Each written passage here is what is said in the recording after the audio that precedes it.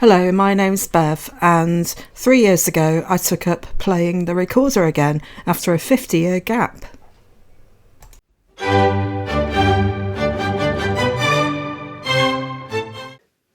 Hello, well today I'm trying out a proper microphone and also recording not in the bathroom like last time because the bathroom has really good acoustics, but when I recorded my recorder playing it sounded a bit well, not brilliant really. So this is my living room, which may or may not become my impromptu recording studio.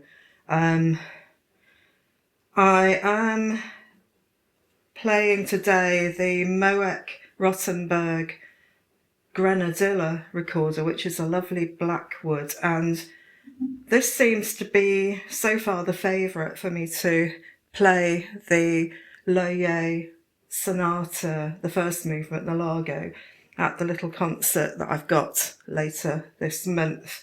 The reason being that this is quite a reliable recorder in that it does tend to hit the high notes quite easily, and also it's very good for playing in a concert hall or a large hall of some sort, because it's got a volume that carries rather than the more sort of warmer sounding recorders, which work better if you're playing in a recorder consort or something.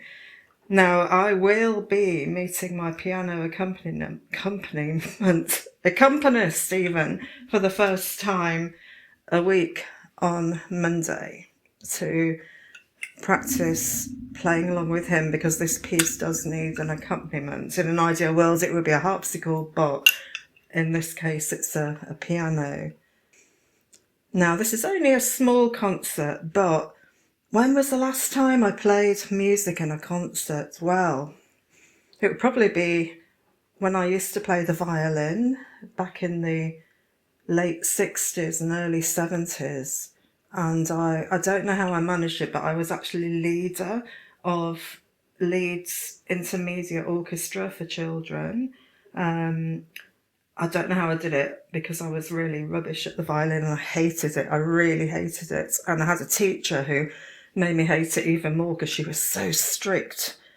And it put me off playing in concerts forever and also having music lessons forever, until this year when I decided I needed some lessons to take what was essentially self-taught ever since primary school to a new level really, and to iron out all the bad habits. And I found a new teacher, a recorder teacher, who is absolutely lovely. She is wonderful. She's so encouraging. Just such a contrast to the violin teacher back in the day. Anyway, without further ado, welcome to my practice, or my rehearsal, should I say, for the Loeillet, which I'm playing in that little concert. Here goes.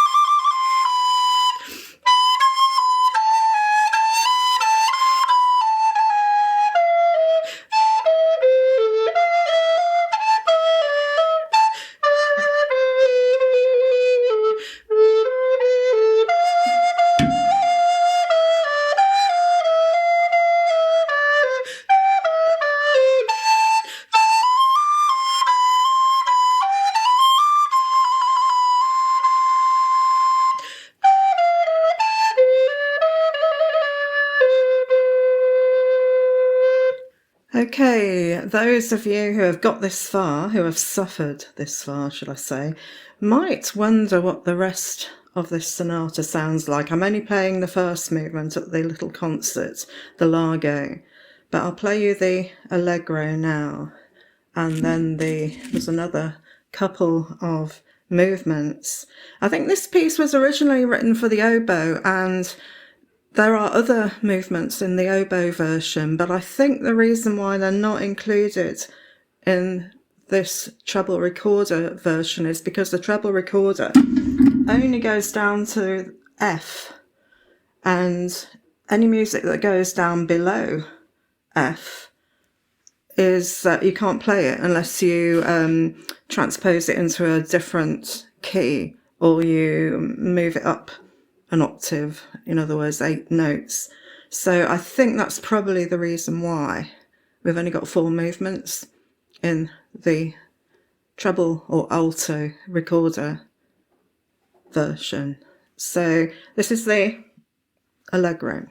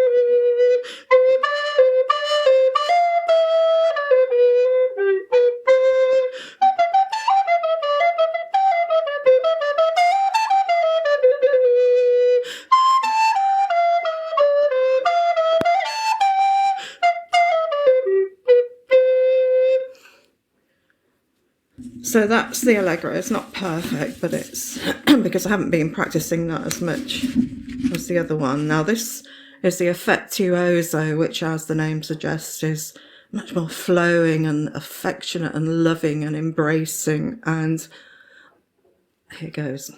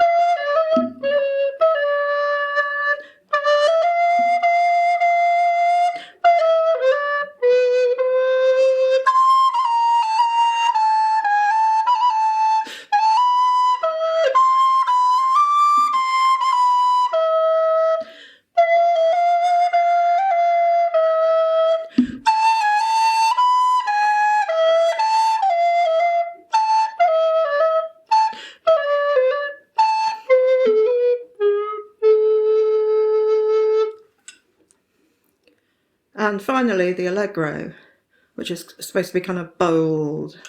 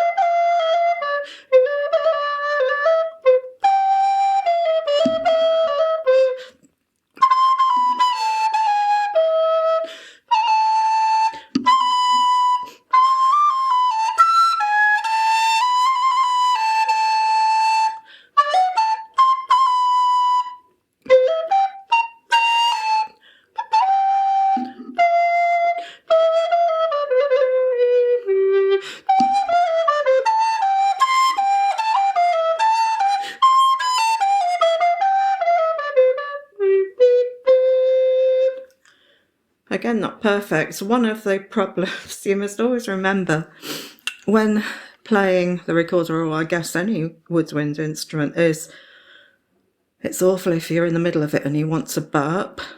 It is really hard.